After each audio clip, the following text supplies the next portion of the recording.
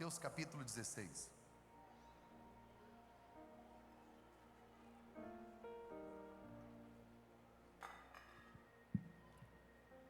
Mateus capítulo 16, verso 13. A seguir.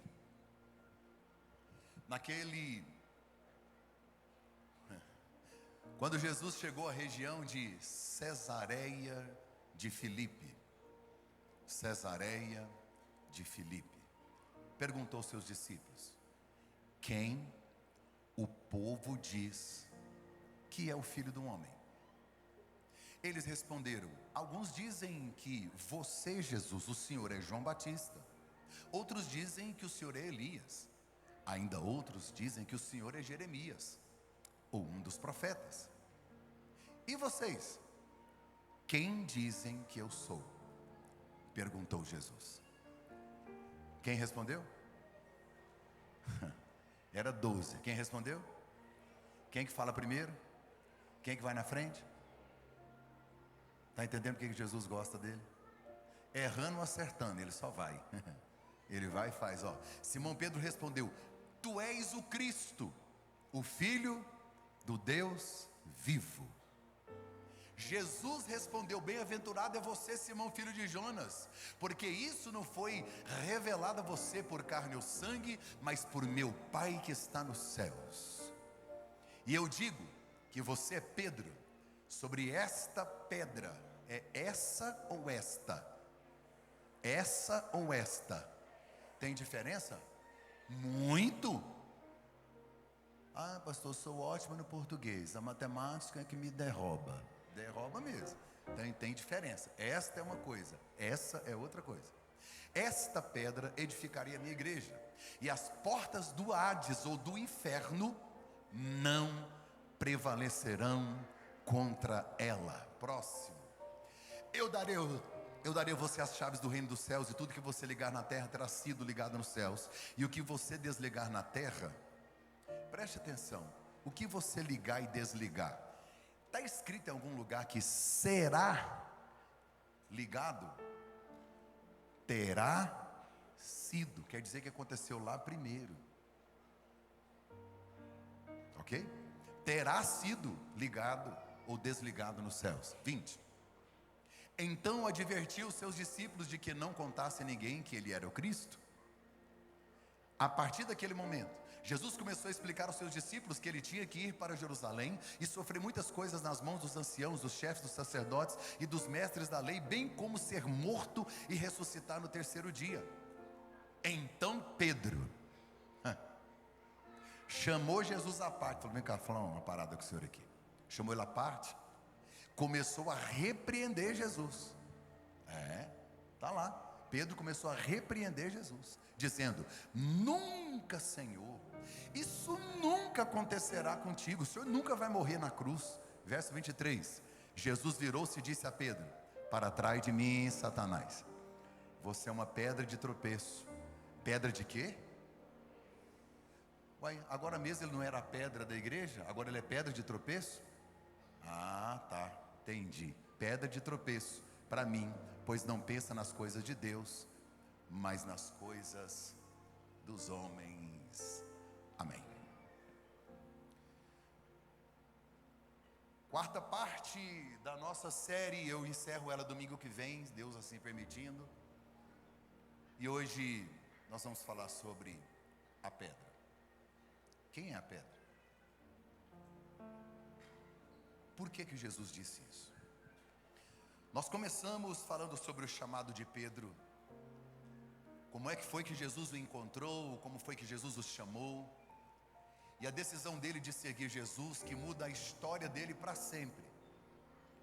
E a partir do chamado de Pedro, o que a gente percebe é que Pedro sempre se posiciona à frente, falando de maneira afirmativa, negativa, positivamente, negativamente. Esse cara, ele está sempre à frente.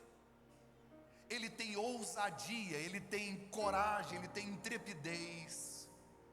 Eu admiro Pedro, porque mesmo não sabendo se vai dar certo ou não, ele tenta, ele vai, ele faz. Sabe, ele recebe Jesus em casa para morar, vê a sua sogra ser curada. Logo em seguida, esse mesmo Pedro vai viver uma das maiores experiências da sua vida, que foi, assim como Jesus, andar sobre as águas. E nós vimos no domingo passado em que, questão de poucos segundos, o mesmo Pedro que anda sobre as águas é o mesmo Pedro que no mesmo lugar afunda nas mesmas águas. Inconstante. Jesus o repreende e diz: você não tem fé, você precisa melhorar a sua fé. Observe que por 3 anos Jesus está sempre corrigindo Pedro. Pedro não emburra, Pedro não chateia, Pedro não larga Jesus, Pedro não vai embora, ele só aceita, corrige a rota e vai. Porque tem gente que, se o líder falar alguma coisa,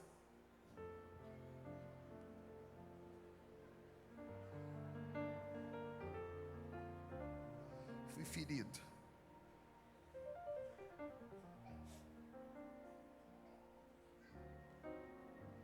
O que eu gosto na história de Pedro é que a primeira vez que Jesus encontra com ele, o nome dele era só Simão, foi Jesus que pôs Pedro. Porque Pedro é pedra, pedra é firmeza, pedra é segurança, pedra é base de apoio, pedra é dura, pedra é firme. Jesus está dizendo para o cara mais inconstante dos 12: você é firme. Gosto disso. Eu tenho dito isso todos os domingos. Deus não me chama pela minha fraqueza do presente, mas pela promessa do meu futuro. Ele conhece o meu propósito. Esse cara que deixou tudo, que viu a sua sogra ser curada, que andou sobre as águas, vai viver outras experiências maravilhosas até chegar aqui aonde nós acabamos de ler. Um dia, a Bíblia diz que nessa casa, em Cafarnaum, Pedro está dentro de casa, Pedro está por ali atendendo algumas demandas, multidão, aquele tanto de coisa, e de repente, alguns homens que trabalhavam no templo chegaram lá na porta e quem atendeu foi Pedro. Quem atendeu foi quem? Pedro. Quantos apóstolos tinham? 12. Quem atendeu? Pedro. Ah, mas a casa é dele. Não, é porque ele sempre vai, ele não pensa, ele só sai fazendo. Todos os maiores desafios enfrentados no ministério de Jesus, quem estava na frente é Pedro. Embaraçado, duvidoso, cheio de questionamentos, tudo problemático, e está lá. Eu gosto dessa história, porque se ele é improvável em nós também, da mesma maneira que Jesus não desiste de Pedro, Pedro também não desiste de Jesus, eu queria que você também não desistisse. Sabe, independente do que você está vivendo, dos processos que você está passando, permanecer crendo que a transformação virá, que a mudança virá, que o processo virá, porque não é o que está acontecendo, é o que Deus está fazendo. Quem é que você está se tornando? Tem gente que desiste rápido demais, desiste fácil demais, entrega os pontos fácil demais. Tem gente que não pode, no primeiro embate, no primeiro problema, na primeira crise, joga a toalha, entrega tudo, larga tudo. Eu estou falando de um homem que há 3 anos vem sendo redarguido, corrigido, impulsionado e sempre forjado por Jesus, e não larga dele. Eles estão em casa, Jesus está pregando, e aí chegaram 2 homens que trabalham para o templo, não são funcionários de Roma, não estão ali para cobrar impostos de Roma, não. O templo tinha um imposto que era anual, e os homens acima de 19 anos tinham que pagar 2 moedas. E os 2 foram lá em Cafarnaum, porque lá era uma cidade portuária, lá também tinha alfândega, os cobradores de impostos também estavam por ali. Aí a Bíblia diz que eles vão até a porta: ô, de casa. Aí Pedro atende: pois não. Pergunta: Jesus não paga imposto? O que Pedro disse? O que Pedro disse? Paga. Ele nem perguntou, ele nem sabe, ele só respondeu. E você sabia que Jesus não tem que pagar imposto? Você sabia disso? Você sabia que Jesus não tem que pagar imposto? Por quê? Porque quando Davi venceu Golias, o rei disse: você e sua descendência, tribo de Judá, você e sua descendência não pagarão mais imposto. Então a resposta de Pedro está errada. Mas ele respondeu. Eu fico impressionante. Como que tem um cara desse jeito? Os caras foram cobrar imposto, falou: Jesus paga imposto? Ele falou: paga, certeza, já vou buscar. Aí quando ele foi entrando, diz que Jesus adiantou. Eu gosto da frase, está lá em Mateus 17. Diz que Jesus adiantou e disse: Pedro, quem é que tem que pagar imposto? Os filhos ou os estrangeiros? Eu acho que Pedro está ficando cada vez mais impressionado com Jesus. Jesus está se mostrando onisciente, porque Jesus não estava lá fora, Jesus estava lá dentro. E quando Pedro entra, Jesus já sabe o que Pedro veio fazer, já sabe a resposta de Pedro, porque a Bíblia diz que antes que saia uma palavra da sua boca. E tem gente aí com medo de orar. Ai, porque se eu orar vai ofender Deus. Não, ele já sabe o que você pensa. Tem gente que está igual a Adão, acha que esconde de Deus. Não, se eu for na igreja, Deus está lá. Se eu for num motel, Deus não está lá não.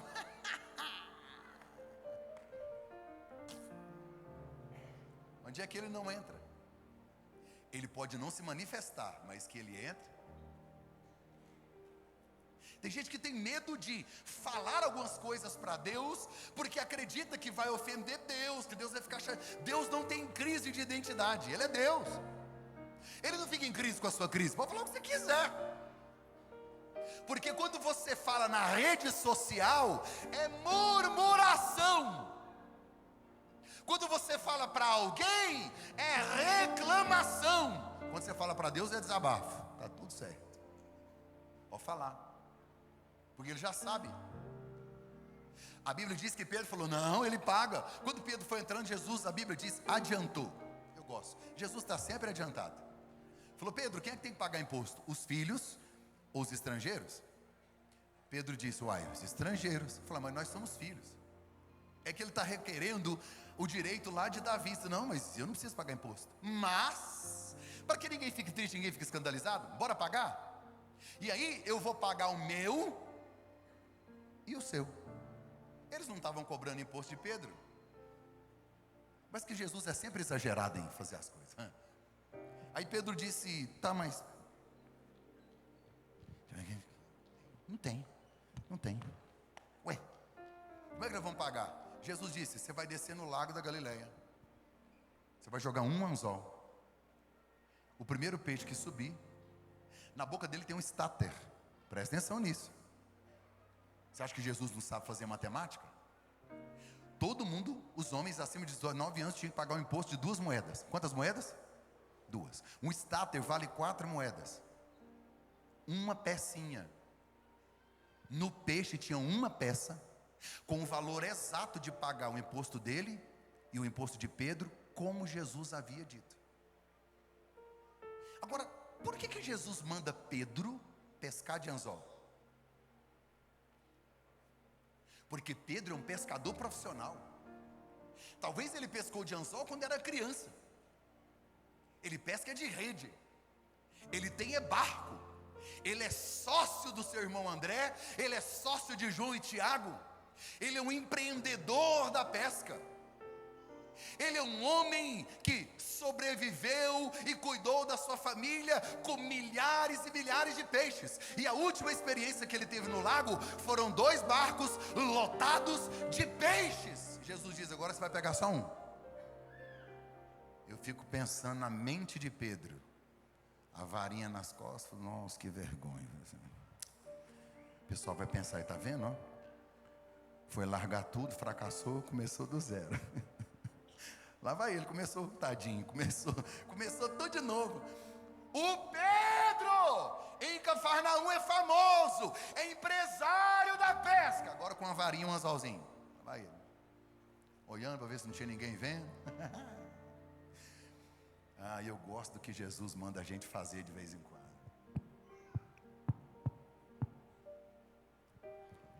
Tem gente que acha que o que você está fazendo é pequeno. É porque não sabe o tamanho do milagre que vem no peixe. Porque 2 barcos cheios de peixe é diferente de um peixe que tem uma moeda, um estátua que paga o imposto. São milagres completamente diferentes. O que me impressiona é que quando Pedro lança o anzol, o peixe vem, quando ele abre a boca, ele fala: não. Já imaginou essa experiência? Que provisão sobrenatural. Esse milagre é único, ele é singular. Só Mateus fala desse milagre. Por quê? Porque Mateus era cobrador de imposto. Quando falou de imposto, chamou a atenção, falou: vou escrever isso aqui. Esse milagre é único porque é o único milagre que Jesus é beneficiado com ele. Jesus nunca foi beneficiado em nenhum milagre, só nesse que pagou o imposto dele. É o único milagre de Jesus que envolve dinheiro. Dos 5 milagres de Jesus que envolvem peixes, esse aqui é o único que tem um peixe. E sabe o que eu gosto? O final da história não é contado. Diz assim: Pedro, quem é que tem que pagar imposto? Os filhos ou os estrangeiros? Os estrangeiros. Mas para que eles não fiquem escandalizados? Vai lá e pega o peixe. Dentro da boca do peixe vai ter um starter. A história termina aí. E aí Pedro foi. Tinha alguma coisa na boca do peixe? A Bíblia não diz. É porque a Bíblia não precisa contar tudo para que eu acredite, porque foi Jesus quem falou. Tem gente que não consegue compreender as coisas de Deus porque quer toda a história escrita, detalhada, nos mínimos detalhes, explicado claramente. Ei! Às vezes Deus pode até te falar o destino, mas Ele não conta os processos. E aí você fica em crise. Ah, porque Deus não falou. Não, só vai. Ah, porque eu queria. Imagina se Deus olha para Abraão e fala: Abraão, sai da tua terra, da tua parentela e vai. Abraão disse: cadê a localização? Manda para mim, porque eu preciso fazer as contas. Eu preciso calcular do ponto A ao ponto B. Conhece gente assim? Que eu não posso sair assim. Eu mesmo sou um cara planejador. E quando as coisas ficam meio assim fora do lugar, eu desespero. E Deus faz isso direto. Direto. Quanto mais organizado você é, mais Deus bagunça as coisas. É porque a bagunça dele é organizada. Está bagunçado para você, para ele não está não. Você já prestou atenção que de acordo com o seu temperamento e a sua natureza, Deus trabalha o contrário?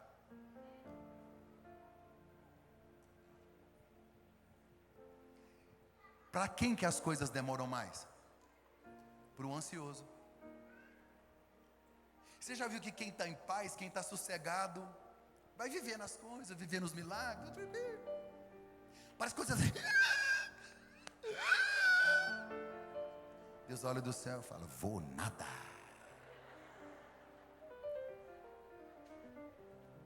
Vou esperar. Você já percebeu que quem se irrita fácil no trânsito, todo dia tem uma confusão?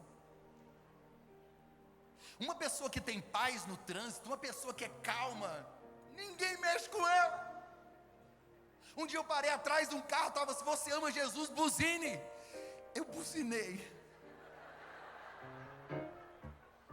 Só não chamou minha mãe de linda. O resto ficou bravo. Falei: irmão, você mandou buzinar.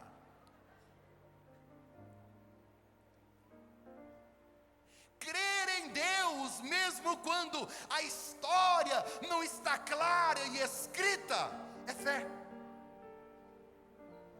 Uma história que não é contada, mas eu tenho convicção de que aconteceu.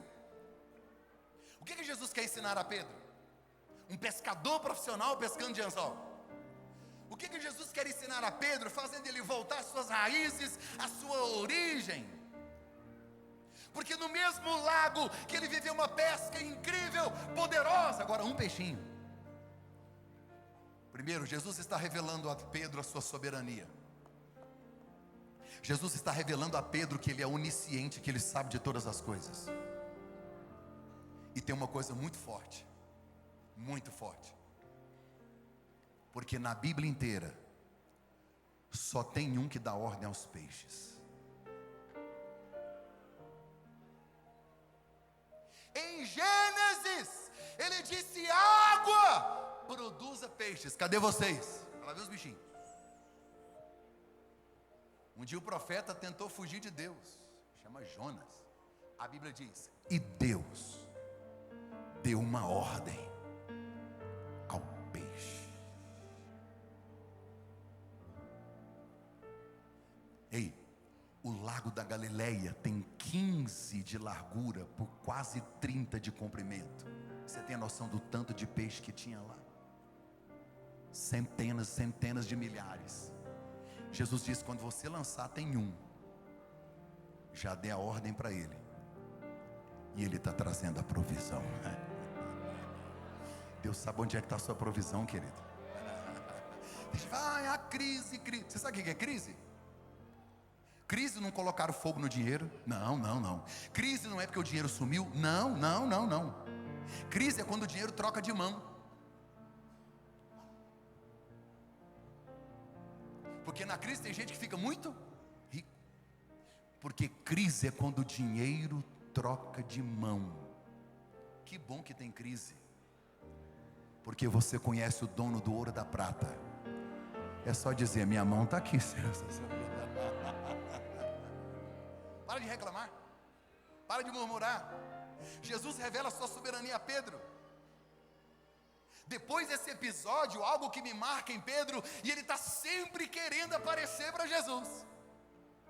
Em Mateus 18, Jesus estava falando sobre perdão. Tem que perdoar o irmão, perdoar o próximo. Jesus fala muito de perdão. E ele vai falar: você tem que perdoar, você tem que amar, você tem que abrir mão das suas vontades, perdoar as pessoas. Aí Pedro levantou. Já viu aqueles alunos em sala de aula? Aquilo? A sala fica toda assim: ih, lá vem. Pedro disse: Senhor, o Senhor está falando de perdão aí? O Senhor acha que eu devo perdoar 7 vezes por dia? Por que ele disse isso? Porque o judeu dizia que você tinha que perdoar até 5. Quando ele está dizendo até 7, o que ele está dizendo para Jesus? Eu consigo fazer mais. Esse cara sou eu. O que o Senhor acha? Então, já que o Senhor está falando de perdão, o que o Senhor acha de eu perdoar 7? Olha o que Jesus respondeu para ele em Mateus 18, 21. Então Pedro se aproximou de Jesus e disse: Senhor, quantas vezes eu tenho que perdoar o meu irmão quando ele pecar contra mim? Até 7 vezes? Jesus respondeu: eu te digo, Pedro, não 7, mas 70 vezes 7.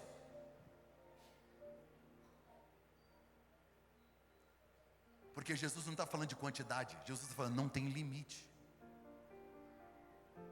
Não é para você calcular 70 vezes 7, nossa, eu só perdoei 2. Não. É porque Jesus está correndo. Você percebe que este improvável, este homem que para nós é volúvel, é instante, é inconstante, você percebe que Jesus está tratando ele, forjando ele, colocando ele à frente, dando para ele experiências que os outros não tiveram. Tem hora que você fica: por que Deus está corrigindo só eu? Porque Ele te ama. Carta aos Hebreus: Deus corrige quem Ele ama. A Bíblia diz que se Ele não corrigir, você não é filho, você é bastardo. E a função de um pai não é fazer um filho feliz, é dar destino para ele. A nossa geração é que fica com essa mentalidade de que nós existimos para fazer nossos filhos felizes. Não, a gente existe para dar destino.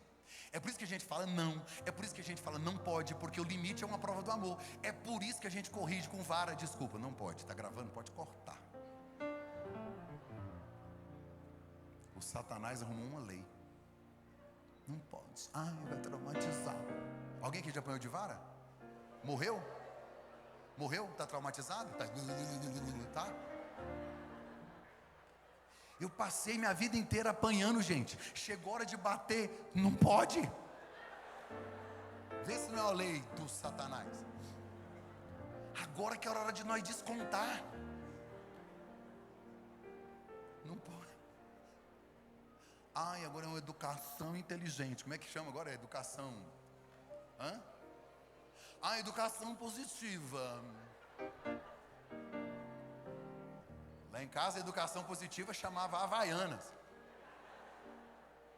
Ou vai ou morre. Meu filho mais velho um dia começou a gritar com a mãe dele, falando alto. Ele estava na pré-adolescência. Aí eu cheguei lá e falei assim: ei, cala a boca. Você já viu gritar com ela? Ah, você nunca viu gritar com ela? Ela é minha mulher. Esquece que ela é sua mãe, ela é minha mulher. Ninguém grita com a minha mulher. Se você gritar com ela de novo, eu quebro a sua cara. Ele fez. Lógico que eu não ia quebrar, né, gente? É só força de expressão. Só para assustar. Mas hoje, nossa, que discurso de ódio.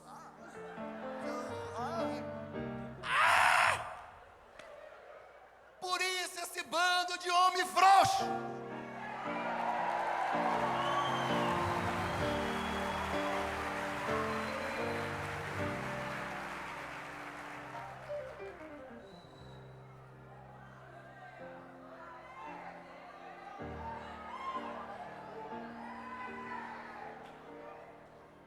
Eu fui falar: irmão, você está muito sensível. Metrosexual, muito sensível. Cheio de depilar as coisas, sobrancelha, escova depressiva e unha, não sei o que. Eu falei: irmão, não tem nada de errado você se cuidar, mas tá demais, irmão. Ele falou: pastor, meu lado feminino. Quando Deus criou Eva, Deus tirou Eva de onde? Deus tirou Eva de dentro de Adão. Falei: querido, Deus tirou Eva, a mulher, de dentro do homem. Se Deus tirou a mulher de dentro do homem, seu lado feminino não existe mais. Já saiu.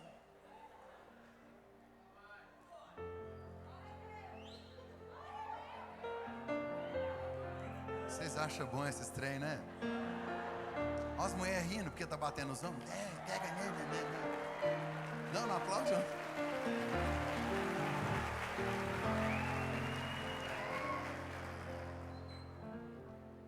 Pedro, diga comigo, Pedro. Diga o improvável. Lembra da multiplicação dos pães em João capítulo 6? Foi depois de tudo isso aqui. Jesus multiplicou os pães, sobrou 12 cestos, lembra da história?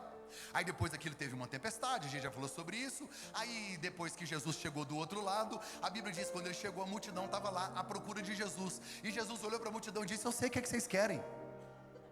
Vocês não estão aqui para ouvir palavras, vocês não estão aqui por causa de mim. Vocês querem o pão que eu multiplico. Jesus estava bravo esse dia. No mesmo texto ele diz: se o teu olho te faz pecar, arranca ele.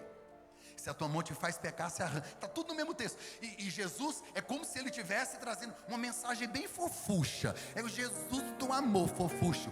Seu olho está te fazendo pecar, arranca. Ele é bem fofucho. A mensagem foi tão leve que quando Jesus foi falar: vocês estão atrás de pão? Eu queria que vocês comessem o pão da vida, o pão que não deixa mais vocês ter fome. Aí Jesus encerra dizendo: vocês têm que comer da minha carne e beber do meu sangue. Nós que somos cristãos em pleno século 21, compreendemos o fato de que nós, na comunhão do corpo, comemos a carne e bebemos o sangue, mas é metafórico. Isso é uma relação íntima com o corpo, com Cristo. Isso não é canibalismo, não é comer de verdade. Só que ninguém entendeu. Todo mundo foi embora. A Bíblia diz que os seus discípulos o abandonaram. A multidão. Ficou só os 12 apóstolos. Jesus olhou para eles e falou: vocês aí, quer ir embora não? Vamos ver se vocês são inteligentes. Quem respondeu? Lógico que foi Pedro. Pedro olhou para Jesus e disse: para quem iremos nós? Não é para onde. Para quem iremos nós? Se só o Senhor tem palavras de vida eterna. Pedro está dizendo: estou apanhando, mas eu vou ficar aqui. O próprio Pedro disse: duro esse discurso. O discurso do Senhor é duro, por isso que o povo foi embora. Então, o discurso é duro, é pesado, isso é evangelho, isso é reino, é difícil, não é fácil, é carregar a cruz. Alguém quer ir embora. Pedro disse: a galera, eu não sei, mas eu vou para quem? Não é para onde, é para quem. Só o Senhor tem as palavras de vida eterna. Olha o que a Bíblia diz em Mateus 6. Daquela hora em diante, os seus discípulos voltaram atrás e deixaram de segui-lo. Jesus disse aos 12: vocês também não querem ir? Simão disse: Senhor, para que iremos nós? Tu tens palavras de vida eterna. E nós cremos e sabemos que o Senhor é o Santo de Deus. As pessoas estavam atrás de Jesus por causa de pão, e Pedro por causa do Pai. A minha geração está assim de gente que quer pão e não quer o Pai, que quer a bênção e não quer o abençoador, que quer a provisão, mas não quer o provedor, quer receber, mas não quer entregar, quer tocar em Jesus, mas não quer ser tocado por Ele, quer ficar com Jesus, mas não quer que Ele fique. Uma geração de relações descartáveis que vem à igreja para cumprir protocolos, para bater ponto. Vem porque é rotina, faz parte de uma liturgia, de um ritual religioso. Jesus disse: vocês querem não? Pedro diz: vou nada, vou nada. Aí entra o texto de Mateus 16. Jesus sai de onde ele multiplicou os pães, de onde o povo sumiu dele. A Bíblia diz que ele vai para Cesareia de Filipe. Diga Cesareia. Cesareia vem de César. Quem é César? O imperador de Roma. Então o que é Cesareia de Filipe? É uma cidade que César construiu e deu de presente para Filipe. Isso é Cesareia de Filipe. Quando você fala Cesareia de Filipe, a Bíblia está me dizendo que é uma cidade onde não moram judeus. É uma cidade dentro do território de Israel, mas que abriga somente romanos, gentios e ímpios. Eu estive em Cesareia de Filipe algumas vezes, e algumas coisas me chamam a atenção em Cesareia, eu queria compartilhar com você. Primeiro, que Cesareia fica aos pés do Monte Hermon. O Monte Hermon é lá onde está acontecendo aquela guerra lá no norte de Israel, na divisa da Síria e do Líbano. Ali é o Monte Hermon. O Monte Hermon, ele é extraordinário. Eu não tive o privilégio de subir nele, porque fica na Síria, mas eu tive o privilégio de ir aos pés do Monte Hermon. E quando você está aos pés do Hermon, e é interessante porque ele está no deserto, mas o topo dele tem gelo. Pastor, o que tem a ver com a Bíblia? Tudo! Por que o Monte Hermon tem gelo? Porque Deus pôs o gelo lá. É por isso que o Salmo 133 diz: ó, quão bom, quão suave é que os irmãos vivem em união. Porque é como o Monte Hermon, onde Deus ordena a vida e a bênção para sempre. Nunca falta o degelo do Hermon. E quando o gelo derrete, forma um rio. O gelo do Hermon derrete por causa do calor e forma um rio. Alguém sabe o nome desse rio? Qual é o único rio de Israel? Jordão, não tem outro. É que a gente está tão acostumado com Goiás que você vai atravessando as pontes. Lá só tem um rio, Jordão. Ele vem do degelo do Hermon. E o rio Jordão, ele nasce exatamente em Cesareia de Filipe. É lindo, você vê lá a nascente do rio Jordão. Só que é interessante porque como era uma cidade promíscua e como era uma cidade voltada à idolatria, lá até hoje tem as ruínas de um templo ao deus Pan. Quem é o deus Pan? É aquele deus que o corpo é de homem, a cabeça é de homem e o corpo é de um animal, de um carneiro, de um bode. E ele toca uma flauta. E você sabe o que eles faziam? Sacrificavam porcos ao deus Pan. Foi nesse ambiente que Jesus levou os 12. Por que Jesus levou os 12 lá? Porque lá até hoje tem uma gruta na rocha, uma porta aberta na rocha, onde eles jogavam os porcos para serem sacrificados, e eles deram na época de Jesus o nome de Porta do Inferno. Aí Jesus leva os 12 e vai dizer: está vendo a porta do inferno? Você pode vir até aqui, ela não vai prevalecer contra você. Jesus vai dar lições práticas. Jesus faz uma pergunta: a galera está falando o que de mim aí? Conhece gente que não se preocupa com a reputação? Não estou nem aí porque os outros falam. Jesus estava, tá? Jesus estava preocupado. Reuniu eles à parte, Cesareia de Filipe, em frente à porta do inferno, na gruta do deus Pan. Lá em Bânia, Cesaré de Filipe, Jesus está lá e diz: o que o povo? Eu trouxe vocês aqui só para nós conversar. Aqui é um lugar mais tranquilo, não tem gentil, não tem fariseu, não tem ninguém, só está nós. A parada é o seguinte: me respondam, quem é que o povo está falando que eu sou? Senhor, o pessoal que conhece o Senhor de longe está falando que o Senhor é Elias. Por quê? Porque as mensagens de Jesus eram duras como a de Elias. Outros estão falando que o Senhor é Jeremias, tipo um profeta. Mas tem outros aí falando que o Senhor é um dos profetas. Elias, Jeremias. Tem gente falando que o Senhor é João Batista. Jesus disse: tá, essa é a opinião dos de fora. Agora eu quero saber a opinião de vocês que estão perto. O que vocês acham que eu sou? Vamos ver se vocês são inteligentes. Quem respondeu? Pedro. Ele não sabe se vai acertar, mas ele só sai falando. Está entendendo por que Jesus gosta dele? Ele é líder. Ele nasceu para estar na frente. Vai fazer o quê? Qualquer pessoa teria desistido desse cara. Porque pela maneira que Jesus trata e fala com ele, você percebe que ele era um homem difícil. Sabe quem foi que enxergou potencial em Pedro? Satanás. Jesus um dia disse para Pedro: Satanás pediu para acabar com a sua vida, eu intercedi por você. Lembra de eu dizer domingo passado? Tem gente que fala: pastor, o diabo me odeia. Graças a Deus, ele tem pavor de você, ele tem ódio de você. Ele tem que espumar a boca quando te vê. O dia que você acordar entendendo quem é você em Deus, o diabo, a hora que vê você acordar, fala: gente, prepara que ele levantou. Vigia aí, porque lá vem a rasteira. Tem gente que tem medo, tem gente que não entendeu quem é. O irmão procurando: pastor.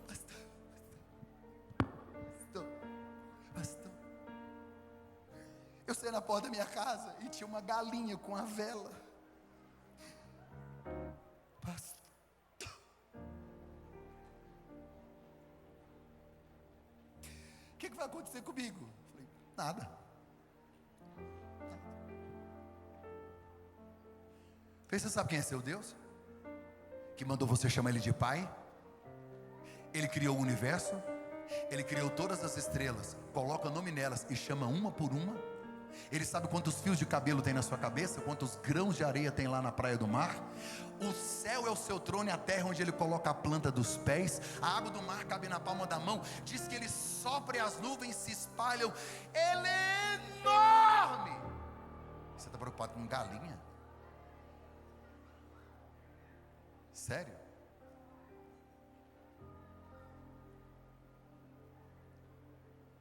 Quem eles falam que eu sou?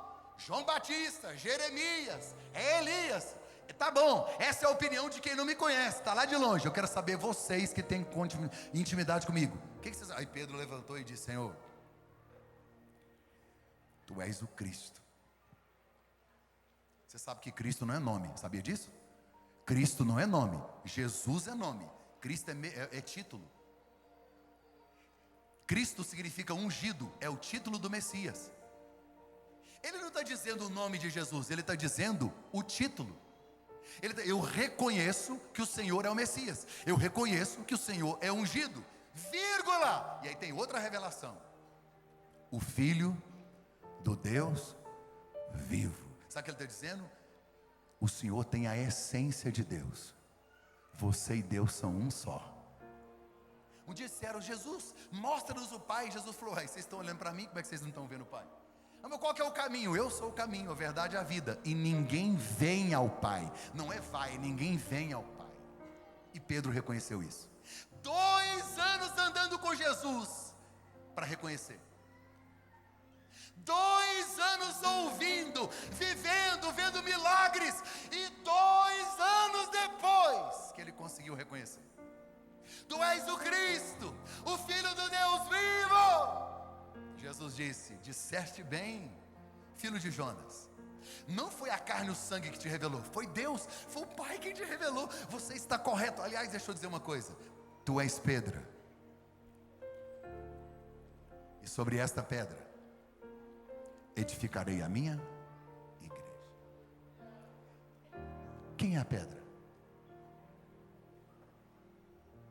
Ensinaram por séculos a nós que a pedra é Pedro. E não é. Nunca foi. É só fazer a exegese do texto. É só ser inteligente e estudar o texto. Porque o texto não é em português, é em grego. O texto está dizendo em grego: tu és Petros, e sobre esta pedra. Opa! Pastor, qual que é a diferença? Petros é pedacinho de rocha.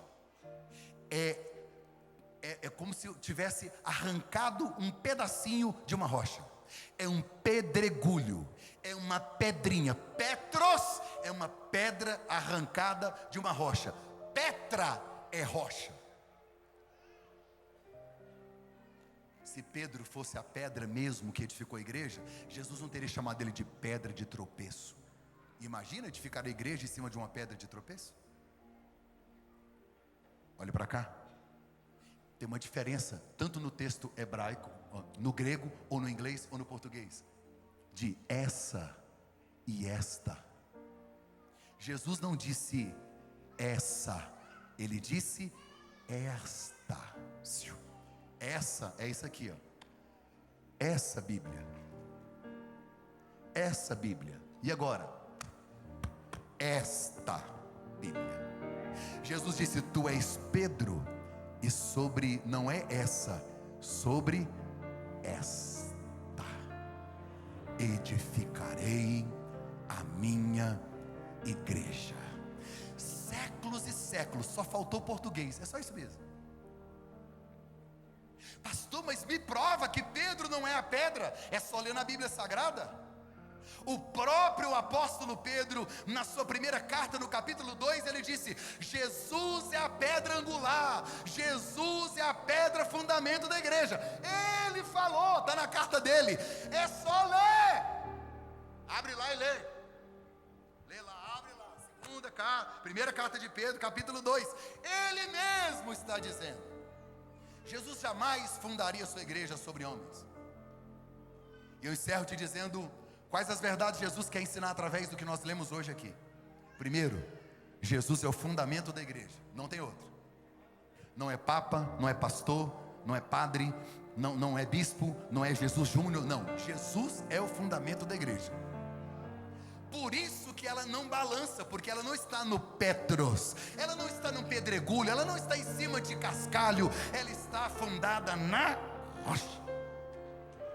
Ninguém tem autoridade de colocar outra pedra no lugar de Jesus. Segundo, ele disse: as portas do inferno não prevalecerão contra eu edificar. Ele disse: eu edificarei a minha igreja. De quem é a igreja? De quem é a igreja? A igreja é um organismo vivo, e eu não estou falando de 4 paredes. Aqui nessas 4 paredes, eu sou o gestor, eu faço, eu construo, derrubo, bora, vamos fazer. É uma estrutura religiosa. Mas nós, o povo, a igreja, irmão, aí não. Tem dono. Pastor não é dono de ovelha, pastor não é dono de igreja. Não pode, dinheiro da igreja não é do pastor. Porque se colocar a mão no dinheiro da igreja é ladrão. Pastor não pode abusar de ovelha, pastor não domina igreja, não manda em igreja. A igreja é universal, a igreja ela é invisível, a igreja é o corpo de Cristo, tem um cabeça, e não sou eu, não é a igreja católica, não é pastor, não é papa. O cabeça da igreja, o dono dela é Jesus.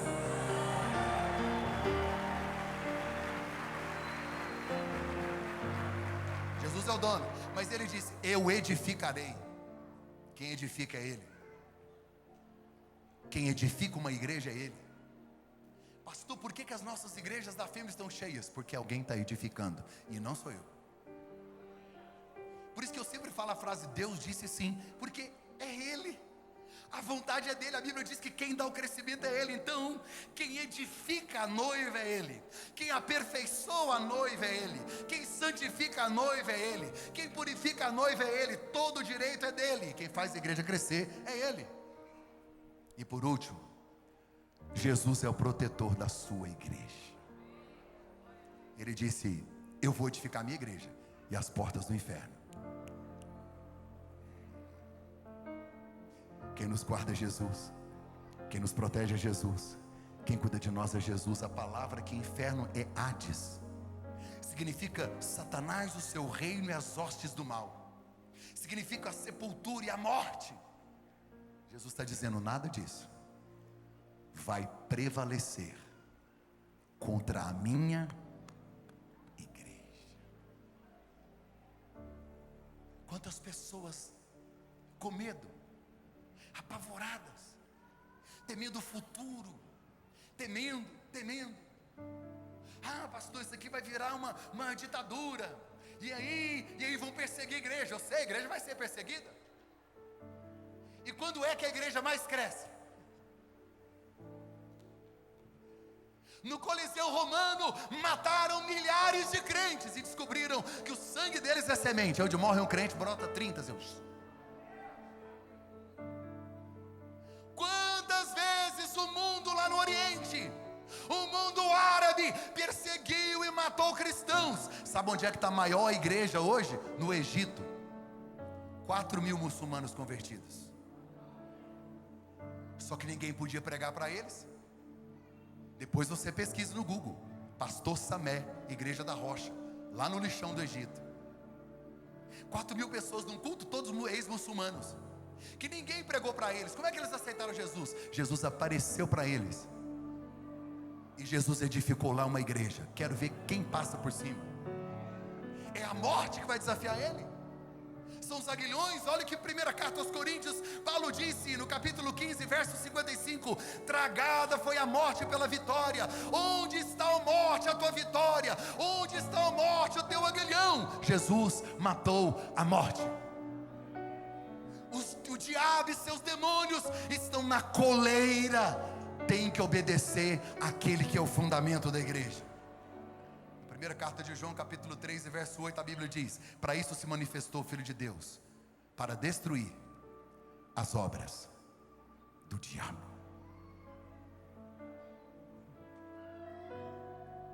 Está se sentindo ameaçado? Está com medo? Medo do quê? Do futuro? Medo das coisas não darem certo? Você não está edificado na família, você está edificado na rocha. A família é só um lugar que você vem para cultuar. É só uma estrutura que você pode. E o dia que você não estiver aqui, não, escolhi outra estrutura. Está tudo certo. Quando você vê alguém dizer eu sou igreja, é mentira. Não existe igreja no singular. Você é templo. A igreja não. A igreja é plural. É quando a gente se reúne. E pode ser aqui ou debaixo de um pé de manga. É igreja. E a Bíblia diz que Jesus está no meio dela.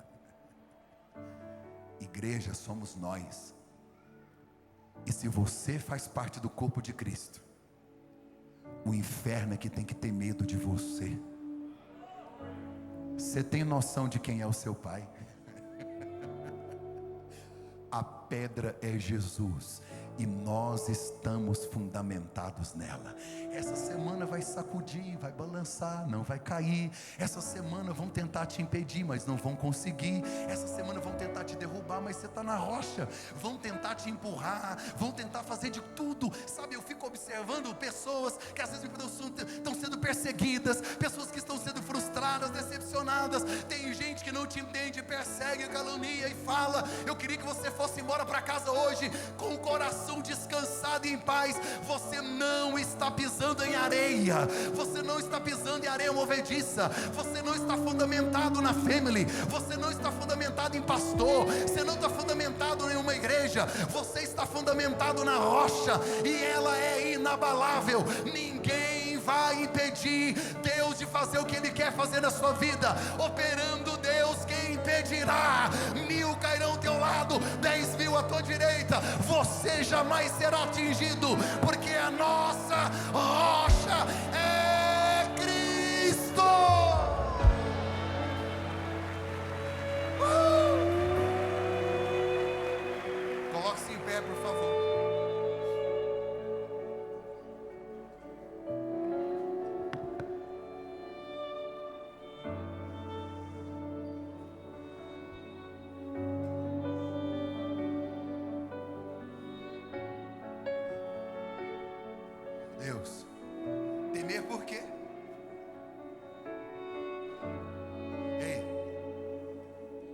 Não tema o futuro, Deus está lá.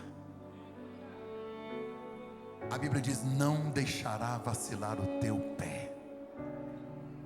Ele dará ordem aos seus anjos a seu respeito, para que não tropeces. Essa semana você vai sentir firmeza no seu andar. Você vai sentir segurança nas suas decisões, porque você está na rocha. Você está no lugar certo. E quem está na rocha, pode vir o vento, o rio, pode vir a chuva, combater contra a casa, mas ela não cai, porque está edificada na rocha. Olhe para mim aqui. Vou chamar ninguém aqui à frente hoje. Vou fazer o que eu não fiz aqui ainda nenhuma vez. Eu quero dar uma oportunidade para algumas pessoas que se afastaram de Jesus e que estão vacilando no seu caminhar, no seu andar, porque desceram da rocha. Ele está te chamando hoje para voltar para a rocha, para firmar os teus passos, firmar os teus pés, para você de cabeça erguida viver o propósito, viver a missão. Sair dessa vidinha pequena, medíocre, rasteira. Sabe, imagina quando o diabo vier correr na sua direção, que você está aqui na rocha. Quem derruba? Quem tentará contra os escolhidos de Deus? Quem? Hoje você precisa voltar para a rocha. Você precisa reconciliar com esse Senhor. A revelação que Pedro teve, você precisa ter. Ele é o Filho de Deus, e sem Ele não há salvação. Se você está aqui e ainda não entregou sua vida a Jesus, você vai fazer isso agora. Estou te dando a melhor oportunidade da sua vida. Você precisa declarar publicamente que a sua rocha é Cristo e que você vai estar firmado nele. E se você está aqui afastado, distanciado, hoje é o dia da sua oportunidade. Já chega, já deu. Deus tem coisas muito maiores para você. Eu vou contar até 3. E você que vai tomar essa decisão, você vai dar um sinal com a sua mão onde você estiver. Nós diminuímos as luzes para você ficar mais à vontade, porque essa é a casa do Pai. A rocha não é a family, a rocha é Cristo. Não estou te convidando para vir para a family, estou te convidando para subir na rocha. Vou contar até 3. Você que vai tomar essa decisão, vai dar um sinal com a sua mão.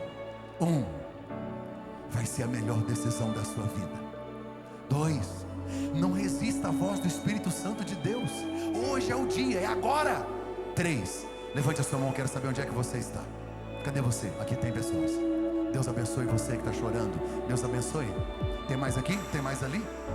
Você que está me assistindo pelo YouTube, mesmo sendo gravado, eu sei que você está vendo isso em algum dia da semana, no seu trabalho, na sua casa. Hoje é o dia de você também subir em cima dessa rocha, que é firmeza para a sua vida, que é salvação. Entregue sua vida a Jesus. Escreva aí: eu quero Jesus.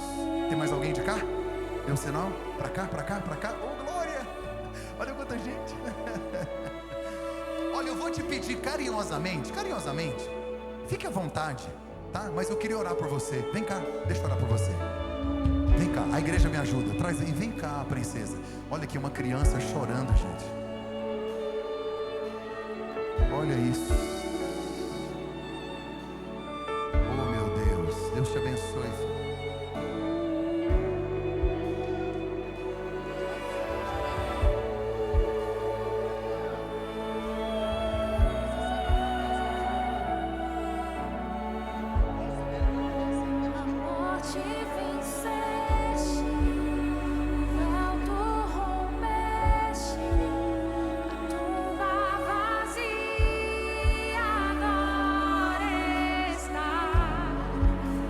Céu